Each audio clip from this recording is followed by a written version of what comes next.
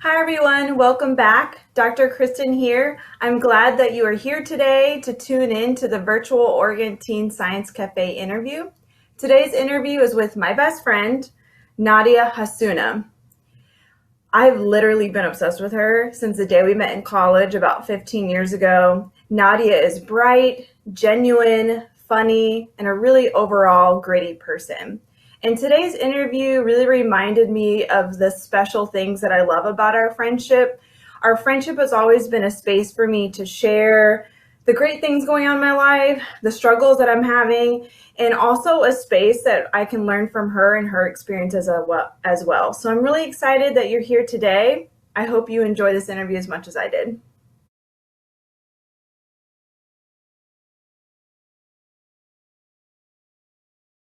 All right, everybody, I'm really excited to introduce to you to my best friend, Nadia Hassounah.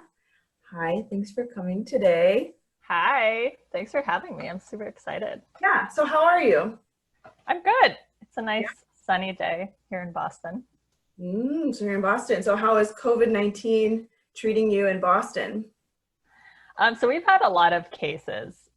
We're over 100,000 cases. We're at like 7,000 deaths. So we actually got hit pretty hard, but we did a really good job, bringing down the curve. So we started reopening a couple weeks ago, or maybe it's been a month now, in phases, so slow phases. So we've done a really good job in controlling it.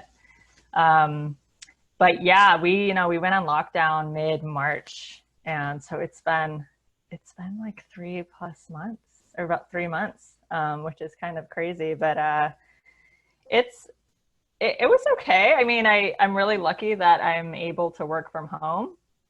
Um, so I was able to pretty much just do the majority of my work from my computer.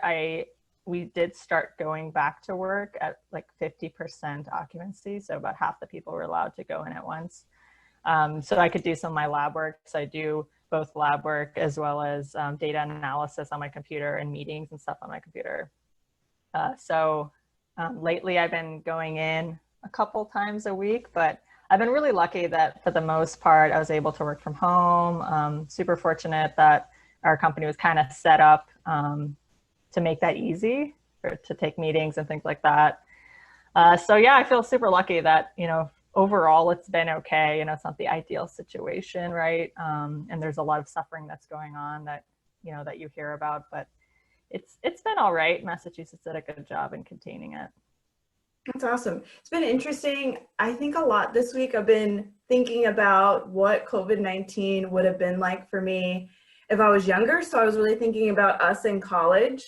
So I don't know, have you thought about that? Like what, kind of thinking back to our college days, how that would have Yeah. been different. I mean, I think about it in the sense that if this had happened pre like all the technology that we have today, yeah, how different would it? I think it would have felt extremely isolating. I mean, I think it feels isolating anyway. That's been hard for a lot of people, even myself actually, because I live alone. I have a cat, but it doesn't make up for the social interactions that you get. But having things like Zoom like this, and just being able to virtually talk with people and send pictures, videos, whatever, that really helps a lot.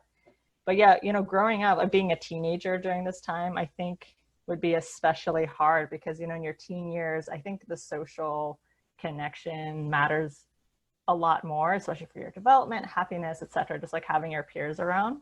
Mhm. So I can't imagine being a teenager now with the lockdowns. It must be extremely difficult. So I know. I can't imagine. I'm just like thinking back to like our college days. So, we both went to NC State, represent right there. Yeah. I was just like, man, those times that I look back on are those small moments with you where we were like in between classes or like stop off at your dorm room to see what you're up to. You know what I mean? And it's like, I feel like Yeah. we could be missing that. So now we're kind of talking about college. What was your college experience like? What was your major? So I majored in zoology. I was a pre-veterinary medicine major, actually. And so, yeah, I mean, we met, I think, was it a physics class or was it, I don't remember. I don't even know. Anyway. I just know, like, once you were in my life, I just knew my life started, you know. That's like, amazing, Kristen. oh, yay. My life could finally begin. That missing puzzle piece is with me. It was destiny, whatever class it was. But if it was physics, I definitely do not remember physics and me. Never got along. I don't understand this. It wasn't my favorite either. It might have been chemistry. But yeah, so you were an animal science major. We had a lot of overlapping classes we had to take. But yeah, I chose zoology because I kind of liked a lot of the like animal behavior, evolution classes. So I really enjoyed that. But and the pre-vet aspect, you know, just kind of ensured you had all the requirements, and actually worked out when I ended up going to grad school for cancer biology. I had all the requirements I needed. I didn't have to take any more classes. And it was fun. I still love animals, so zoology was a fun major in college. It definitely was. So what made you switch to doing, not doing vet school and going to grad school in cancer biology? That's a good question. I get that question a lot, and which, I mean, it makes sense. You know, I was a pre-vet major, and then here I am doing cancer research. So as you know, getting into vet school requires a lot of prerequisites. You know, there's like hundreds of hours of volunteering you have to do, experience in shelters, clinics, etc. As I was acquiring that experience, I don't know, I kind of felt like, although I still love animals, and at the time I still felt like I loved animals, I wanted them in my life, I wanted to help them in whatever way I could, I, for some reason, wasn't feeling that pull towards vet school as much anymore, as I was kind of obtaining different experiences. I started work in a research lab this summer between, I think it was between sophomore and junior year. And I started kind of becoming more interested in the research aspect. And so towards the end of college was when I decided officially that I was going to pursue graduate school primarily to do research. And so at the end of college, my dad actually was diagnosed with prostate cancer. You know this, prostate cancer, and he passed away really quickly. He was diagnosed really late in his disease. He was stage 4 when he was diagnosed. That's the last stage, the most advanced stage. So he kind of battled cancer for about a year and a half, a little less than a year and a half. And it was around that time where I was deciding what major I wanted to pursue in graduate school. And I found it wasn't easy to find these programs, but I stumbled upon a couple schools that had cancer biology focused programs. And if not specifically cancer biology, they had, you know, a lot of cancer research laboratories. So I knew I could study maybe molecular biology or cell biology and still do cancer research. So it was really my dad's illness that sort of focused me into the cancer biology field. But, you know, throughout college was a slow change in what I wanted to do. But I still do love animals. As you know, I volunteer with animals a lot. I have a pet, I have a cat. So they're still a big part of my life, for sure. Mm-hmm. So what kind of research did you do as an undergraduate in college? It was actually in an animal science lab. It was hard to actually get these research experiences. So I ended up he was a junior faculty member. He was a really great mentor, actually. He studied, so as I said, it's animal science, but he studied the effect of nutrition on, and so he focused on muscle development, specifically in swine. So I essentially just did a lot of molecular biology studies where I'd bring the cells into the lab and we test the effects of like vitamin D. That was the primary focus of my project that I was helping with, and see the effects of the growth on muscle cells. So that was my little entry into the lab research world. Yeah, I remember those days because I think I started doing research too. I was like fruit flies and you were with pigs. So it was kind of funny how I was an animal science major and yeah, exactly. I was like, how does this happen? But they're so much easier to work with. I feel like you just kind of like knock them out and you just can. I play kind of around with them. now and then I'm like, maybe I should just create my own line and just start creating my own fruit flies for fun. And then, I stop. It's probably for the best. Just kidding. Yeah. So what else was college like? If you can think back to those days, what was something that was really surprising to you about college? Surprising. That's a good question. I mean, I think this is something you hear a lot before you enter college. The whole like, you'll find your niche. You know, in high school, I think depending on the school you go to, how big your school was. I went to a smaller school. It was an American international school, so I grew up overseas in Kuwait. And it was very common if you're going to a private school like that, you stay in the same school. So it's elementary through high school. So you know the same people, like you pretty much grew up with them. And there was about 100 kids in my class, my overall graduating class. So you know it's actually kind of small. I know like some schools in the United States, there's like 500 or so kids in a high school class. But yeah, something you hear in high school is, yeah, I mean, if you feel like you're not like one of the popular kids, like life can be really hard for you in high school. But you know, once you go to college, you'll find people just like you. You'll have your own group, like no matter what you're into. And so that actually is true. And it's really nice to like finally enter kind of like the real world where you can actually, you know, find people who have the same interests as you do, like to do the same things, think like you do. So I think that was fun, was like broadening your horizons a bit. So I think that was a little surprising just because it's something that you're told a lot and it's actually true. Mm-hmm. And it was fun. Yeah. So, you know, I met you and Sam and it was Life. Yeah, life began. Exactly. How it works. How did we meet? Now it's gonna like really plague me. I don't know. I mean, like, I remember, so I knew Sam first because Sam majored in zoology. And so we took some like of those, like those beginning intro classes together. So I don't know if it was like indirectly through her, but we did have a class together. I don't remember if it was physics or chemistry at this point.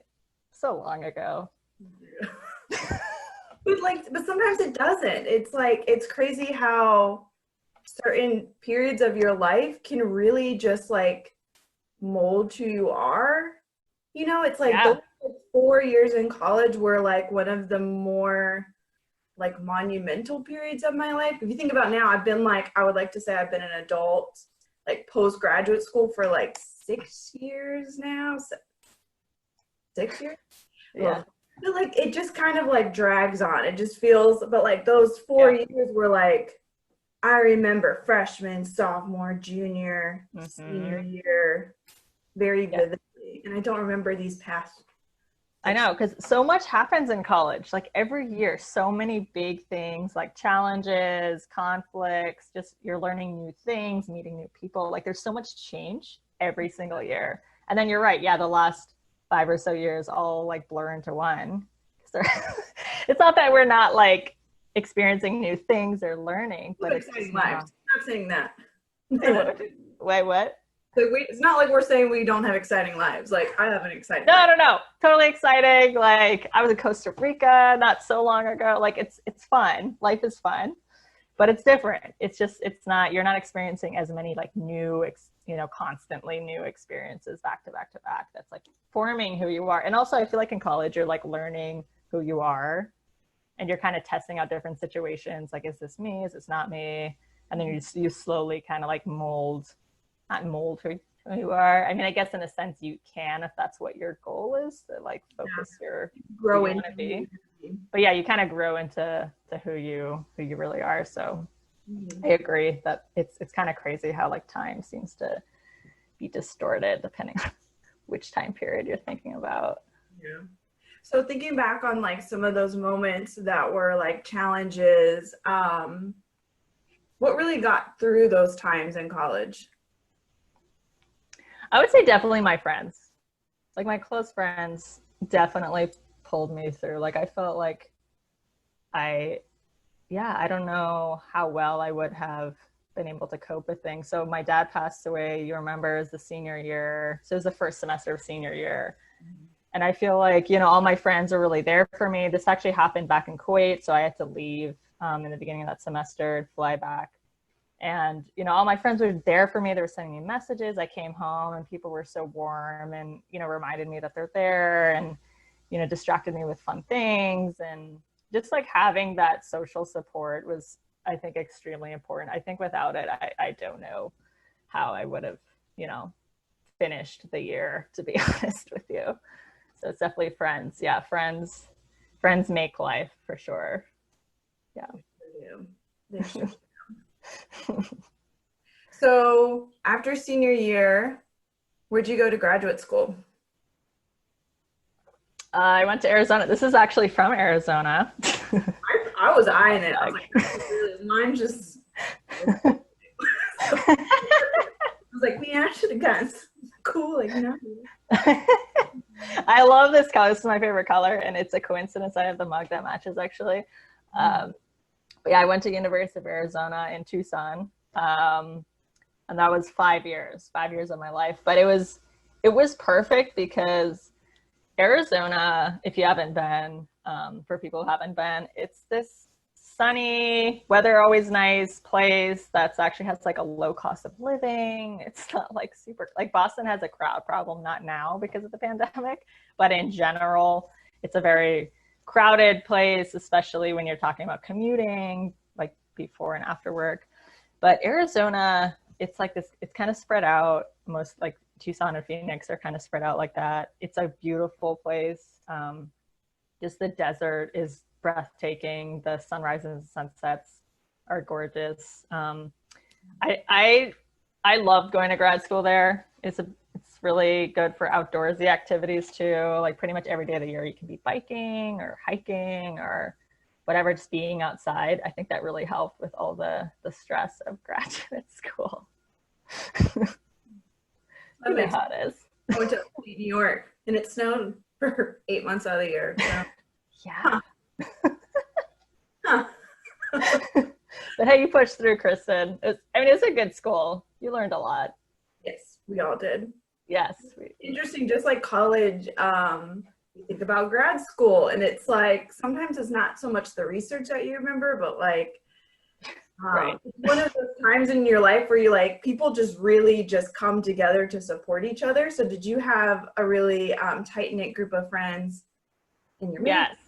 Yes. I feel like some of the best friends I've made have been in graduate school. Like you have this sense of camaraderie between you guys. You're all going through this really difficult, like, I don't want to steer anyone away from graduate school if they're thinking, I know like the audience now are like middle school, high school kids, like don't be afraid. And this is way in the future anyway. I think graduate school can be really valuable for someone's development and what they want to do. To be honest though, I think I didn't go into grad school really understanding what I was going into because I didn't know anybody else that had gone to graduate school before me. So gotta be honest, man, it's not. Yeah. It's not a cakewalk. It's not like it takes dedication, especially if you're going into a PhD program. It just takes like constant determination, dedication, and just not giving up is really, I think, what you have to get through PhD. It doesn't matter how smart you are, you know, like who you know. It's just grit, really. But yeah, it was a challenge, but it was you know, something that once you've completed it, you feel like you can do anything. Once you're done with graduate school, right? Yeah, accomplishment. Yeah, exactly. You're just like, bring it on. Yeah, no, for sure. So what was your research in for your PhD? So I studied primary cilia and their role in, I'll break that down, and their role in breast and prostate cancer. So cilia, I think a lot of kids, I don't know where they're at with biology classes, but people have probably heard of cilia. Maybe it like lines the airways. You think of like the cilia, like there's a lot, you know, hundreds and hundreds of thousands of them kind of moving like mucus and stuff. I don't know if people have gotten to that in school yet, but they're like these little like protrusions from a cell and they can move. And a lot of the cilia that do move, their function is to move debris out, mucus out. So that's like the cilia that most people are familiar with. But I studied primary cilia, which is, it's like an antenna sticking out from a cell, and the majority of the cells in your body have one. These are all microscopic, you can't see them. But, yeah, you're like, where are these antennas sticking out? You're like, my arm hair is like, what are you talking about? And so they actually function, they don't actually move usually. They function in what we call signaling pathways. So they're the ways that cells communicate with each other and figure out what's going on around them. And so we decided to study this because, well, I mean, the mentor whose lab I joined, that was the focus of her lab, because not much was known in terms of the role of primary cilia in cancer. So I was specifically interested in prostate cancer because my father had it, and her focus was on breast cancer. And actually at the time, nothing really was known about primary cilia in both of those cancer types. So that was my dissertation, was the role of primary cilia in breast and prostate cancer formation. So we were kind of trying to understand how these cancers develop and what the role of primary cilia could be in the development of those cancers. Did you learn anything interesting from this that surprised you? I learned a lot, Kristen. This is 5 years, 5 years of learning. But no, do you mean specifically about the science or just like the experience? Maybe the science. I think that's really cool. So maybe people want to know if you discovered something or learned something interesting. So interestingly, we found in both prostate and breast cancer that those cancers tend to lose cilia. So the normal cells in the breast and normal cells in the prostate actually have those primary cilia typically. But in cancer, they're gone. And at the time, a couple other cancer types had already been investigated in terms of primary cilia, like different skin cancers had already been investigated, like kidney cancer. And they also saw, for the most part, the same thing. So it's good when, I mean, we didn't have like this major breakthrough, but it's good when you discover something in line with another set of like published work. It sort of just adds to the support that that's biologically real and something that's happening. So, I started my research looking in human biopsies. So these are human tissues from cancer patients. So we started off looking in those human tissues, and that's when we were able to look at the cells in a microscopic way, and that's how we saw that the cilia were lost. And then we took it one step further. So that was the first part. That was the first couple of years of graduate school. And the next couple of years was trying to answer the question of whether the loss of these cilia actually causes cancer. So one big question when you see these correlations, when one thing happens with another, you're asking, is one thing causing the other, or is it just like a consequence of the other thing? So to do that, we actually had to use mouse models. So mice. Say the word mouse. What? Say the word, it's mouse. Now you're back to your animals, huh? Yes, back to the animals. We used a lot of mice for these studies, but we learned a lot. So we ended up doing experiments where you actually can forcefully get rid of cilia in the breast tissue. So we kind of cut out the cilia, and then we saw whether tumors grew faster or the mice grew more tumors. And we found they actually did. So it does suggest that these cilia do play a role in causing cancer. So that was interesting, even though at the time, as I mentioned before, a couple other labs had kind of looked at cilia and other cancer types, but this was the first in breast and in the prostate cancer. So that was cool. Yeah, I think one of the interesting things about graduate school, and I didn't know going into it, is like you spend a lot of time, but you become this expert at the end. And you're just an expert of this small part of like the scientific community. And it's like, there's something just so validating. It connects you to other scientists. And at the other time you look back, if you step back, you're like, oh, I didn't really do that much, right? So it's like, you really need other people. You really need to collaborate. So it is cool when you can kind of connect to other labs and their research findings and be like, okay, this is kind of like becoming this bigger picture model because you can't do it on your own. Exactly. And science is, I mean, I think more historically, like maybe 10, 15, 20 years ago, science was less collaborative. I feel like nowadays, especially in academia, so working in universities, doing research, you have to be collaborative. You have to be working with labs who do things maybe better than you do in certain things. Like they might be specialists in certain areas. And for you to maybe get those experiments done, you have to kind of call them up and say, hey, what would you think about working together on this project? You do this part, we do this part. So yeah, in graduate school, that was a really good introduction to that kind of idea of collaboration in science. I was lucky that I was able to go to several conferences, national conferences around the country, almost yearly actually. I was really lucky, and I was able to present my research in like poster format. But we did end up, like, you have people, when you're presenting a poster, there's like rows and rows of people presenting posters in these poster symposiums.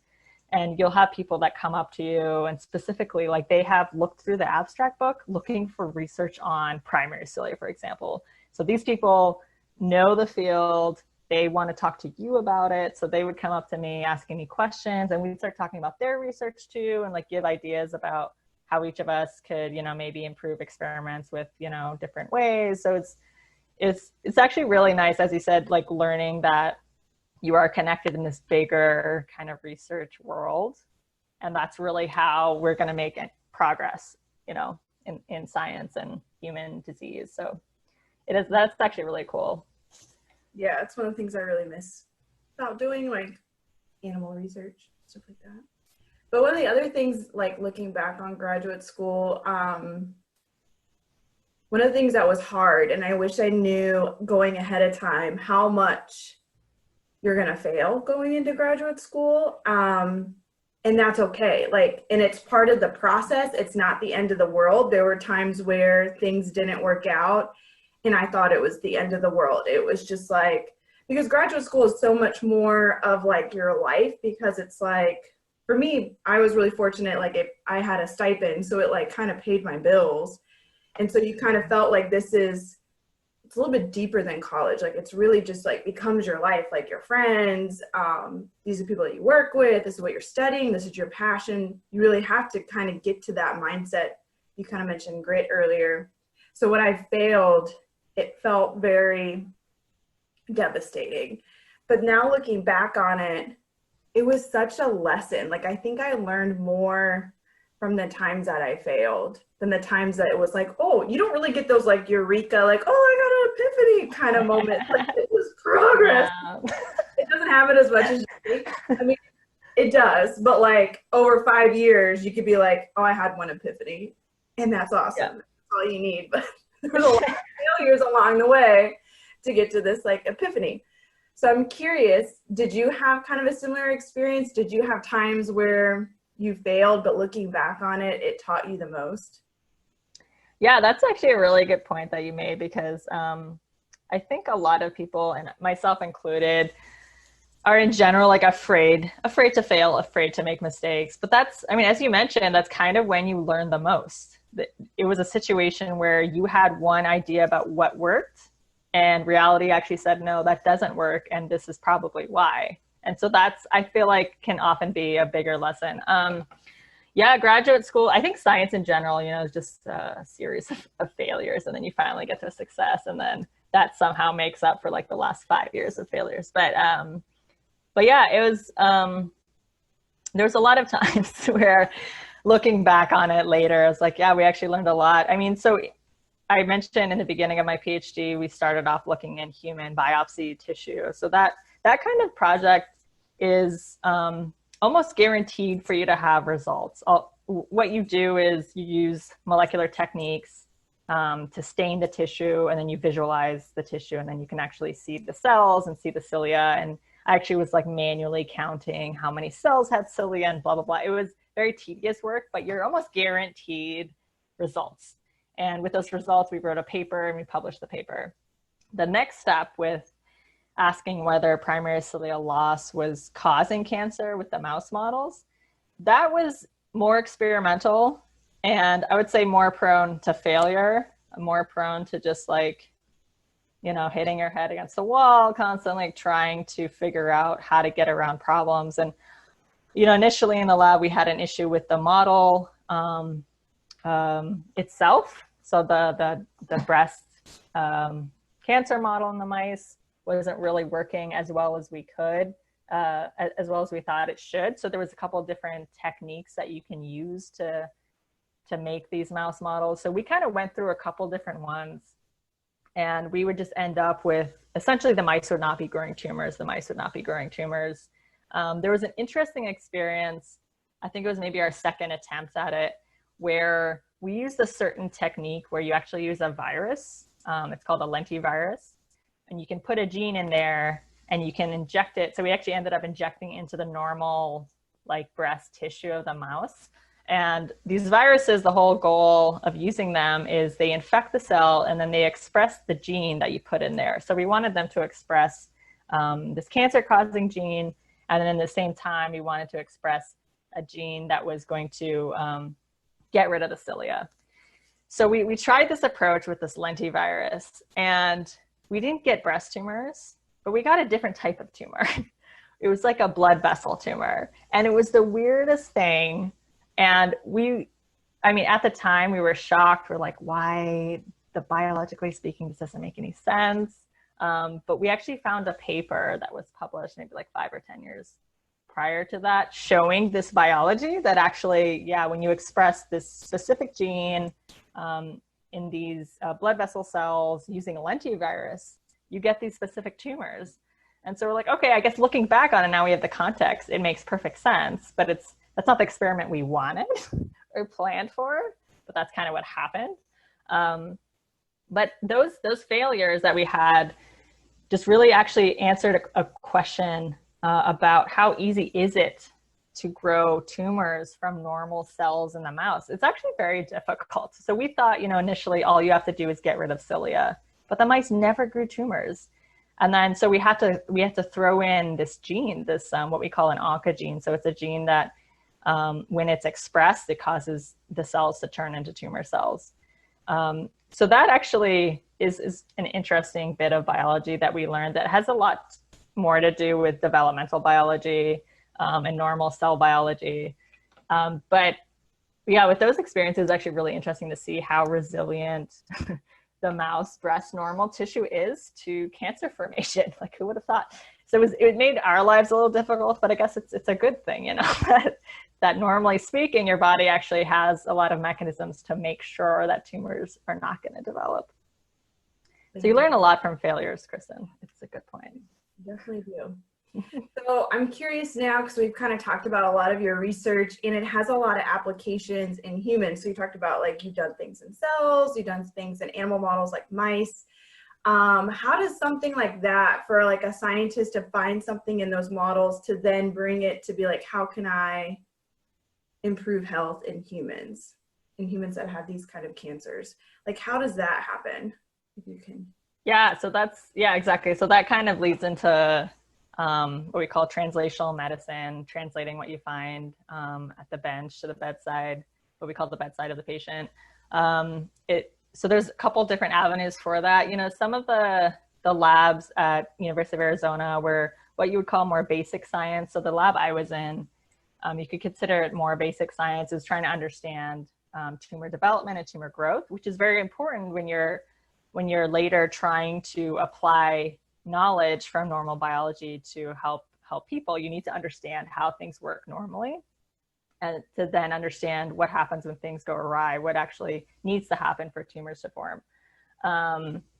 So at the U of A, there was a lot of those more basic science labs. When I was finishing graduate school, I kind of realized that although that field is very interesting, I wanted to be more involved in the later stage research, which applies more to human biology. It's closer in that sort of process of human disease. And so I selected a postdoctoral training lab. So a lab where once you're done with graduate school, you go to this lab and you pretty much just do research, but it's a way for you to like hone skills, maybe learn a new field. So I selected labs that were doing more of this, what you call translational research. So I joined a lab at Dana-Farber here in Boston. It's a cancer center. And I was there for about 2 years, and with the goal of actually, so I just wanted to learn and refine my skills in certain technical areas. And I also wanted to learn about what you call immuno-oncology. So it's a field in cancer treatment and research that specifically focuses on how the immune system can be used to combat cancer. So it's a really hot, really exciting field the last decade or so. And so I chose the lab to kind of learn that as well. And then with the goal of actually working for a company, because a lot of companies are more, I guess they have their focus on product development. So, you know, finding drugs, drug discovery, drug development to make medicines for patients. Some companies focus on diagnostics, so figuring out a way to diagnose a patient earlier, diagnose a patient correctly, maybe, you know, with imaging tools or things like that. So I ended up luckily working for a company here. I didn't have to move. There's actually a lot of companies in the biomedical research field here in Boston that primarily focuses on drug development. But I'm working in what you call phase 1 clinical trials. So these are kind of what you can think of as experiments with people, but it's, I mean, that makes it sound almost uncompassionate. These are all patients who have tried multiple different treatments and they haven't responded. So these are usually later stage cancer patients and who unfortunately the standard treatments that they give to these patients hadn't worked. And so the patient is allowed to enroll in what you call a clinical trial. So these are all trials where there's a new drug coming onto the market, and based on experiments that you've done, what you call preclinically. So these are experiments in mice and cells that have shown that the drug can actually kill cancer. So based on that evidence, the company will move forward and open up these trials with the belief that it could actually help people. So with phase 1 trials, the whole goal is to make sure it's safe. So you have to make sure a drug is safe before you can now start to treat patients with it. So we're involved in that early stage where these are, for the most part, new drugs coming into the market or into the clinic, and these patients are being treated. So our job is not in the clinic, actually. We still work part-time in the lab itself, so doing experiments, and the other part is doing data analysis, I mentioned earlier, on my computer, and meeting with teams to analyze that data. So we both analyze the tumor biology data, and we also, when we're in the lab, we're either analyzing the samples themselves, so the tissue biopsies or the blood. So we take those in and we see if the drug is doing what it's supposed to do biologically. And then we also help develop ways to test that if those methods aren't available. We try to figure out how can we test whether the drug is doing what it's supposed to be doing. So that, as you can see, that is more, or that's closer to human disease than, you know, what I was doing in graduate school. But, you know, in graduate school, you were learning how to think critically. Primarily, that's what you're doing, and learning that you can kind of pursue science and you can kind of apply the scientific method, etc. So that I guess it was just a natural progression in some ways of learning more the basic side of science and then slowly working towards a more translational, applicable side of science. Yeah, I'm curious because you have such an interesting background and perspective. I'm sure people that are probably listening to this are probably thinking about COVID-19 because we're all kind of like waiting for some sort of vaccine or drug treatment to come to market. But I'm curious if you have any like things you want to share, because it's for people that like me that hasn't had any like real experience doing clinical trials. I'm assuming they're really hard and it can take a long time. They can. Our company isn't an infectious disease company, actually. We do a lot of oncology. There's a lot of cardiovascular medicine as well, neuro disease. But we're not exactly doing COVID-19 research, actually. But interestingly, there are, you know, a lot of companies in Boston, but there's a company, Moderna, in Boston that is developing a vaccine.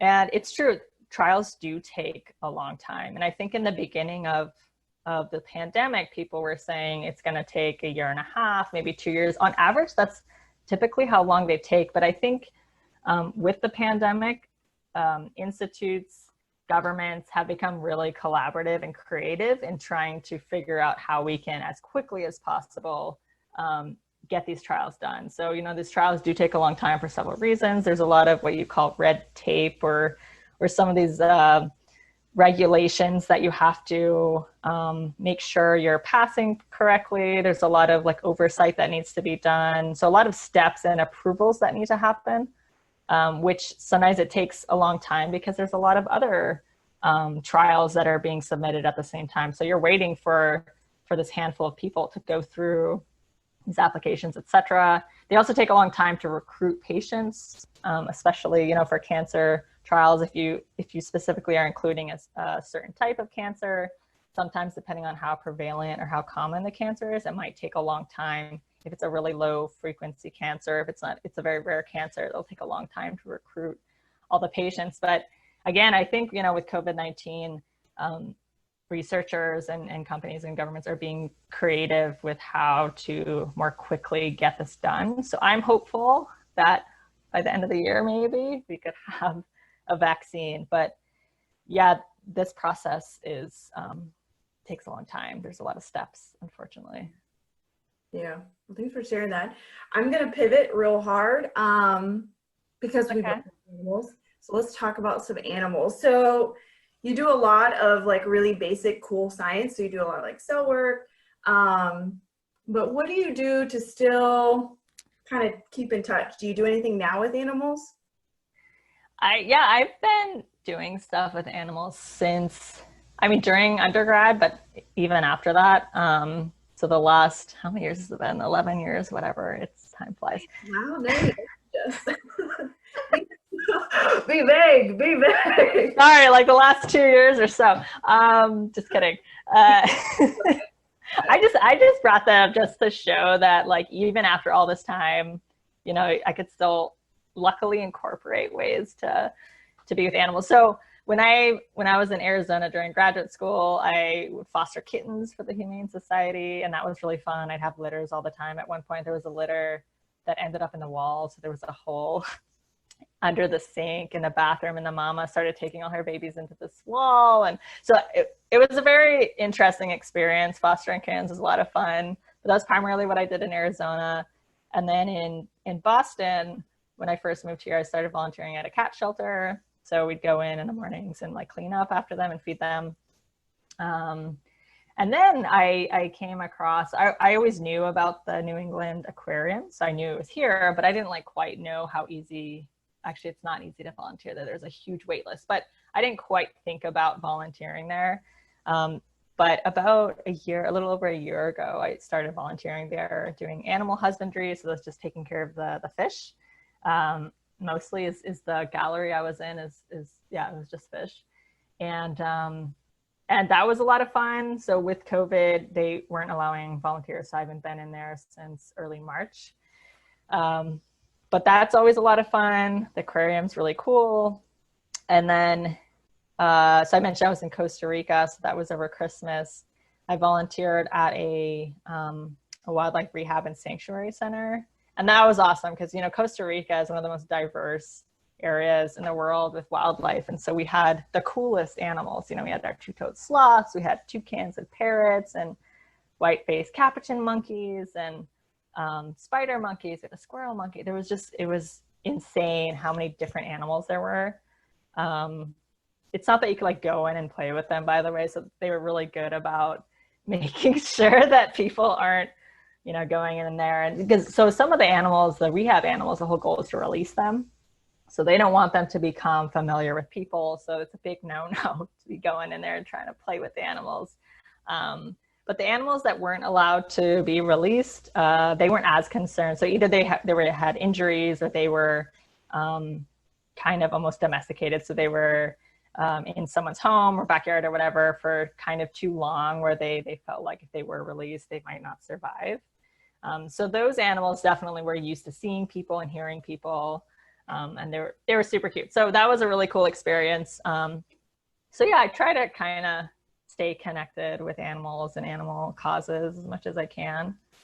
So I have a cat now. She's laying on the couch, kind of stretched out. So it's I have her to cuddle with, when it's cold on these Boston winter nights. See, no, huh? You what? But now it's snow, so now you're feeling it. Yes. Yeah, I've really enjoyed like hearing all your stories, but you've also really gotten into photography. And your pictures from your trips are so amazing because you also went to Africa recently. Like I feel like it was like right before. It was right before technically it was declared a pandemic. Yeah, I went to Ghana, and we did safari there. That was super cool. So I got into photography. I'm still pretty amateur, but I have an SLR camera. And it's really the camera itself. Like if you have a good camera, you will take good pictures. But but anyway, so I definitely bring my camera on my trips, and I do enjoy taking pictures. So in Ghana, it was super cool because we stayed in this motel/hotel that had a watering hole that was built. Actually, so it was kind of sitting up on like a ledge there, and further down was the watering hole. So the watering hole was maybe, I don't know, a couple hundred feet away. And so like once you got down there, and so, animals would come and drink water, right? And at the time we saw elephants the most. So we would see, which is awesome. We would see the elephants come over. And at one point we actually went down to the watering hole, and there was a group of elephants. There was maybe 5 or 6 male elephants just bathing in the water. And I, with my camera, I was able to, I have a telephoto zoom lens. I was able to get like really close up shots, and it was super cool, super cool. I definitely recommend, if someone has an opportunity to do safari. Safaris are amazing. It's really cool to see wildlife, see animals in their natural environment. It's awesome. So yeah, it's been fun. Yeah, I don't know. Your pictures are amazing. Your trips are something out of like cool places to go. I don't know, like National Geographic stuff. It's so interesting. Actually, that's like one of my like life goals is to get a picture accepted by National Geographic. Like they have some amazing photos, and I know, like the photographers have to be sitting there for hours taking like thousands of pictures to get the one good photo, but it's worth it. It's a life goal to have. We'll see it if it happens. Hey. I think you're talented. Thanks, Kristen. I'm curious, we've talked a lot about like college and grad school and kind of like postgraduate school life. I'm curious if you think back to you as a teenager and younger, what was your spark back then? And do you think your spark has changed? And a spark is something that gives you a sense of purpose, it's motivation. So it's like a little bit more than like a passion. It really gives you that fuel to like go forward and actually do some actionable items to kind of like fulfill your spark. Wow, Kristen, this is like a job interview question. Hey.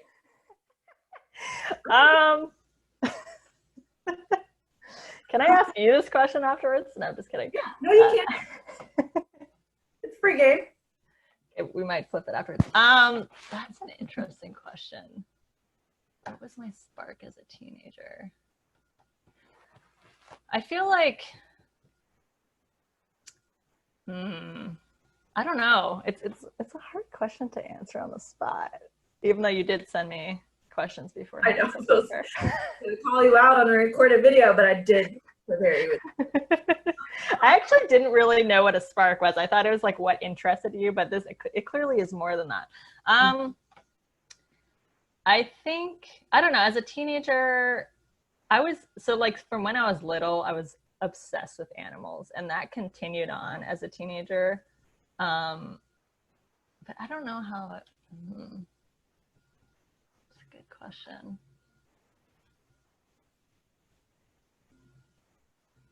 I guess so I was good in school, like towards, like middle high school, end of high school, because I think one reason was because I was so focused in like being able to kind of take that passion um, and develop it and be able to do something with it. Um, so I feel like as a teenager, I was actually really focused in school because I felt like it was a way for me to be able to kind of cultivate what I could do with my life, which is at the time, and it still is. I mean, as you heard, I still volunteer with animals. But I was really focused on like trying to help animals and make the world better for animals. Um, I mean, as I kind of explained, like through the transition from like pre-veterinary medicine to human disease, that shift is kind of, I guess I just have in my career kind of focused more now on human disease. Um, and so for me, I feel like the shift has been in how can I help people as like a primary focus with, in my spare time, I try to help animals along the way, of course. But I feel like, yeah, trying to find a way for me to help people and make the world a better place has been a really big motivator for kind of what I do in general. I don't know if that answers your question. No, it does. No, it does. I think that's Okay. So if you can go back in time and give your younger self, like yourself in high school, a piece of advice, what would it be? I actually have two pieces of advice for my younger self. With me too. the first one, the first one is um, kind of follows up on what we were talking about earlier about failure and making mistakes. I definitely think if I could go back and tell my younger self that, look, mistakes are okay. And not only are they okay, you will learn almost maybe the most from your mistakes. And I'm not saying like, go into a situation where it's obvious, that one choice will be beneficial in many ways and the other choice is just not beneficial in many ways, and not deliberately choosing the mistake just to experience it. This sort of applies in situations where you're not quite sure what the best thing is. So having that courage to kind of just say, you know what, I'm just going to do it anyway.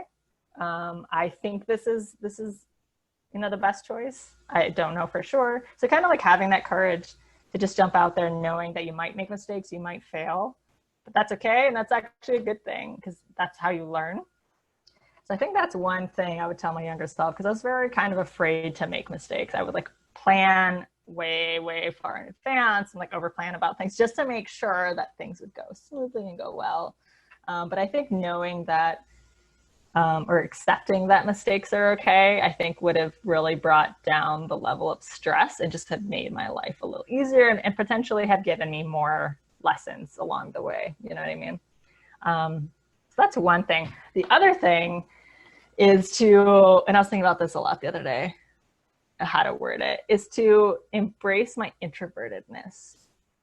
So I think when I was growing up, people didn't really talk about introverts, extroverts. Like I learned about that, I think maybe in like a psych class I took in college, but like it wasn't really like a discussion. And I think in the last 5 or so years, it's really been discussed more, maybe more so or a lot in like the work context, how to enable your employees, et cetera, or whatever. But just in general, I think that conversation has been happening more so in the last 5 or so years. And it wasn't until then that I actually kind of really understood myself more in that way. So, I mean, for people who don't know what introverts and extroverts are, so introverts tend to get their energy from being alone. So they need to be alone to recharge their batteries. And extroverts tend to get their energy from other people. So they, being around other people actually gives them more energy. And so, when I was growing up, like I naturally like to do things that you do when you're alone. Like I like to read a lot. I was into arts. I would draw, whatever. So I did actually spend time alone, and I really enjoyed it, actually. And I still do. I still really enjoy my alone time. But I think it's hard when you have more introverted tendencies and you're a teenager and going to college, because I think there's this expectation, I think especially in our culture's a very extroverted culture. It kind of rewards extroverted behavior. So there's sort of this expectation, I feel like, when you're a teenager, and especially being in college, that you should be this like social butterfly and like be, you know, out and about all the time. And you know what I mean? I don't know if you like agree with that, but that was kind of the vibe I had when I was growing up. And I felt like I couldn't really like honor my true introverted nature as much as I wanted to, just because of that pressure. And so I think sort of just embracing that and recognizing that being more introverted or less introverted, whatever, isn't a good or bad thing. It's who you are. There's strengths in both, you know, people who are more introverted, and strengths in people who are more extroverted.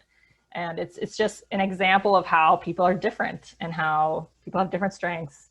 And it's, you know, it's a nice way for you to complement each other in groups and in relationships, etc., and in workplaces as well. So I think if I could go back and tell myself that, I think it would have brought a lot of pressure down for me as I was kind of growing into myself and figuring out who I was. And sort of, I think it would have helped me stay truer to myself, because, you know, for an introvert to act like an extrovert takes a lot of energy, and it's very draining. So I think, you know, being true to yourself and kind of accepting who you are, it's actually easier said than done. But if I could go back and tell myself that, I think I would. I don't know if I would have believed me, but yeah, I think that's one thing I would have told my younger self. Well, that's fascinating. I never thought of things like that, especially in college, because I do feel like I was a lot more social in college, but now I found myself like, especially during like COVID-19, I get a lot of energy now from like reading, going out on walks, spending time with my dog, but that is kind of like very singular activities. So that's interesting. Well, I think it's hard. I've seen a couple articles specifically talking about that in the context of COVID-19, specifically talking about whether you're an introvert or extrovert. And actually, you know, I try to steer away from using labels for people and for myself, because it's sort of, I think it can kind of like, you know, put you into a box and make you think that you're one way and it's only this way. Whereas, you know, you might just have tendencies of one or the other. Like, I don't think you necessarily need to be labeling yourself, because I do think it can kind of like hamper any kind of like development you want for yourself or growth or whatever.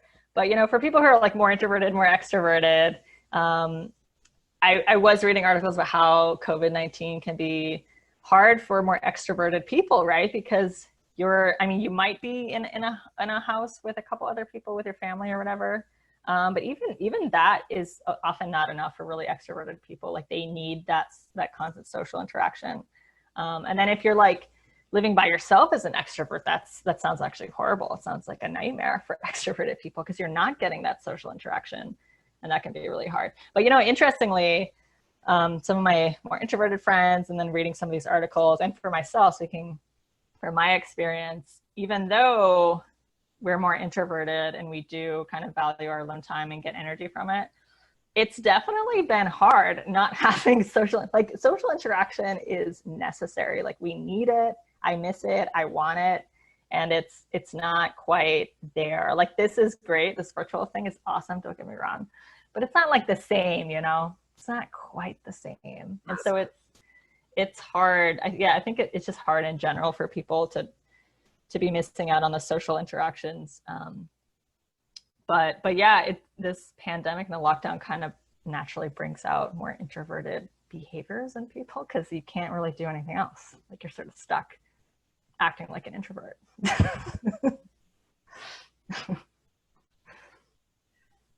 So one of the things I love about you, and there's a long list of things that I love about you, is that you're really bright, and you're one of those people where you just have this natural way of creating a space for people to kind of open up and be vulnerable and learn.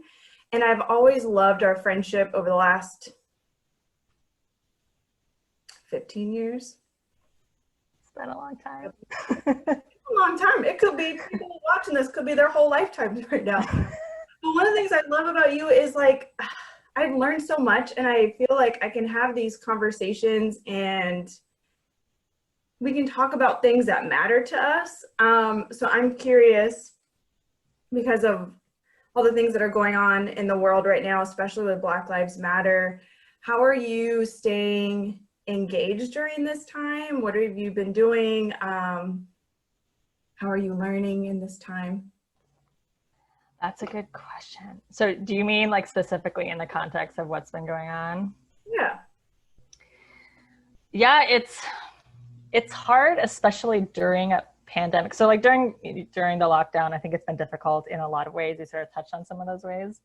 But to add to it is, what's been kind of exposed and revealed, in the whole, what's been going on with Black Lives Matter, what's sort of had us point the light onto what's been going on this whole time, and people haven't quite realized it because they don't experience it themselves. There wasn't a lot of discussion or conversation. So it's really disheartening, I think, to realize that it's 2020 and there's still racism happening in our country, like systemic racism. This is like a big fundamental flaw in our country, and it's unfair, it's unjust, it's horrible. People's, as you see, people's lives are being lost over it. So it's difficult, and from someone who hasn't experienced that, I am trying to learn as much as I can about what it's like and what's actually happening, and things you don't even realize because it hasn't happened to you. So we had protests, across the country. There were protests in Boston, and there still are. I participated, and although, like in a protest, sometimes you might feel like you're not doing enough, but I think it's important to show solidarity and to show and speak out and say, this isn't acceptable. Like, we do not accept that this is happening in our society. So although I felt like it was important that way, I still felt like not enough was being done. So I tried to donate to different organizations that are helping the causes, sending letters to government officials, whether it's in our state or other states like Minneapolis or Minnesota. Try to, post in social media, sharing articles that might explain white privilege, for example, for people who just don't really get it. And then essentially what needs to be done is for a discussion to happen and for them to learn, like, oh, okay, actually, yes, I have white privilege, that this is what it looks like, and I just didn't know because I wasn't on the other side of it. To hearing from people on the other side.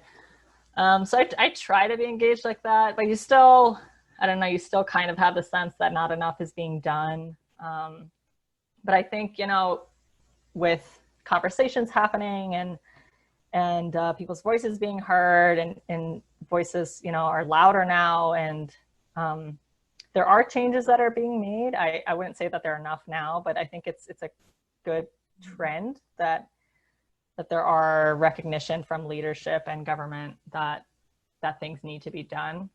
But I think we do have a long way to go still. But yeah, it's tough. And yeah, when you're in a pandemic and then it's like these problems are highlighted even more, people of color have been affected more so from the pandemic. Mm-hmm. The pandemic itself brings, a lot up. There's a lot of death, pain, suffering, people have lost their jobs. So in that context, it's hard to see, but I think it's necessary to see it really without, maybe without the pandemic kind of exacerbating things. Maybe the movement wouldn't be as strong perhaps as it would have otherwise. I don't know, but I think we're moving in the right direction. But I think it's nice that in our day and age we can be more connected with social media, although it's it doesn't make up for everything. It still connects more people worldwide than we could before, and shares ideas, shares stories, shares experiences. So try to do that. But again, you still feel like you're not doing enough. Mm-hmm. Yeah, but it's something. Yeah, it's everyone can play their part, and together, collectively, I think we can make a difference, make a change. Well, I really appreciated our conversation. Do you have any last remarks, insightful comments? You've given a lot of really good advice. Insightful comments. I don't know. I think the Science Cafe, by the way, is super cool. I would have loved to do this as a teenager. I guess for, the kids that are watching, yeah, feel free to come to the Q&A. Ask me whatever. I'm open to any questions really about anything. So yeah, I don't really have any last minute pieces of advice for your life. It might come out in the Q&A session. I don't know.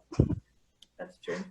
Well, I really appreciate your time, especially today. Today is Father's Day, and I've been thinking about you a lot this weekend. And thank you. Your dad, I always love hearing stories about your dad. He has this, you can just tell he was larger than life. So I miss him. So I'm thinking about you today. Thank you, Kristen. That means a lot. Yeah. But yeah, thanks for having me. Yeah, no, this was amazing. Yeah, thank you so much for your time. No problem. Hope you have a good day over there in Portland.